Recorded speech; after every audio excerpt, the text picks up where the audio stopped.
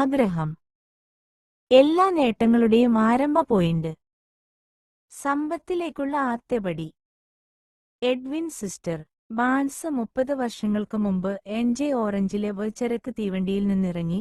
അദ്ദേഹത്തിന് ഒരു സാമ്യമുണ്ടായിരുന്നിരിക്കാം, പക്ഷേ അദ്ദേഹത്തിന്റെ ചിന്തകൾ ഒരു രാജാവിന്റെ ചിന്തകളായിരുന്നു. ചവിട്ടി.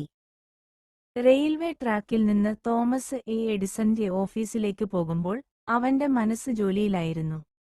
എഡിസന്റെ സാന്നിധ്യത്തിൽ താൻ നിൽക്കുന്നത് അദ്ദേഹം കണ്ടു. തന്റെ ജീവിതത്തിലെ ഒരു ദഹിപ്പിക്കുന്ന ഭ്രമം, മഹാനായ കണ്ടുപിടുത്തക്കാരന്റെ ബിസിനസ് അസോസിയേറ്റ് ആകാനുള്ള ജ്വലിക്കുന്ന ആഗ്രഹം നടപ്പിലാക്കാൻ ഒരു അവസരം നൽകണമെന്ന് അദ്ദേഹം സ്വയം മിസ്റ്റർ എഡിസണോട് ആവശ്യപ്പെടുന്നത് അദ്ദേഹം കേട്ടു. ബാർൺസിന്റെ ആഗ്രഹം ഒരു പ്രതീക്ഷയായിരുന്നില്ല, അതൊരു ആഗ്രഹമായിരുന്നില്ല, അത് മറ്റെല്ലാടിനെയും മറികടക്കുന്ന ഒരു തീക്ഷ്ണവും സ്പന്ദിക്കുന്നതുമായ ആഗ്രഹമായിരുന്നു. അത് നിശ്ചയമായിരുന്നു.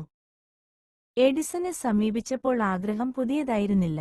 വളരെക്കാലമായി ബാൺസ് ആഗ്രഹം ആധിപത്യം പുലർത്തിയിരുന്നു.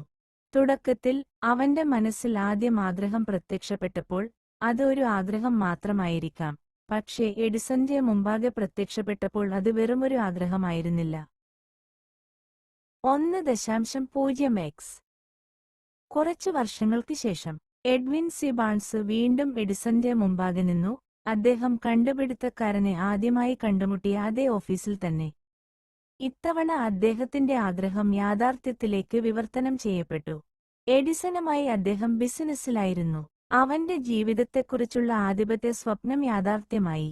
ഇന്ന് ബാർണസിനെ അറിയുന്ന ആളുകൾ അവനെ അസൂയപ്പെടുത്തുന്നു, കാരണം ബ്രേക്ക് ജീവിതം അവനെ വഴങ്ങി. അവന്റെ വിജയത്തിന്റെ നാളുകളിൽ അവർ അവനെ കാണുന്നു, അവന്റെ വിജയത്തിന്റെ കാരണം അന്വേഷിക്കാൻ പ്രയാസപ്പെടാതെ.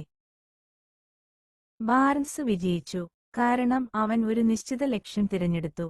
തന്റെ മുഴുവൻ ഊർജവും, തന്റെ എല്ലാ ഇച്ഛാശക്തിയും, തന്റെ എല്ലാ പരിശ്രമവും ആ ലക്ഷ്യത്തിനു പിന്നിൽ വെച്ചു.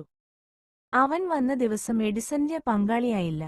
തന്റെ പ്രിയപ്പെട്ട ലക്ഷ്യത്തിലേക്കുള്ള ഒരു ചുവടുപോലും വയ്ക്കാൻ അവസരം നൽകുന്നിടത്തോളം ഏറ്റവും നിസ്സാരമായ ജോലിയിൽ അദ്ദേഹം സംതൃപ്തനായിരുന്നു. അവൻ തേടിയിരുന്ന അവസരം പ്രത്യക്ഷപ്പെട്ട് 5 വർഷം കഴിഞ്ഞു. ആ വർഷങ്ങളിലെല്ലാം പ്രതീക്ഷയുടെ ഒരു കിരണവും അവന്റെ ആഗ്രഹം സാക്ഷാത്കരിക്കാനുള്ള ഒരു വാഗ്ദാനവും പോലും അവനിൽ നൽകിയിരുന്നില്ല. എല്ലാവർക്കും ഒഴികെ.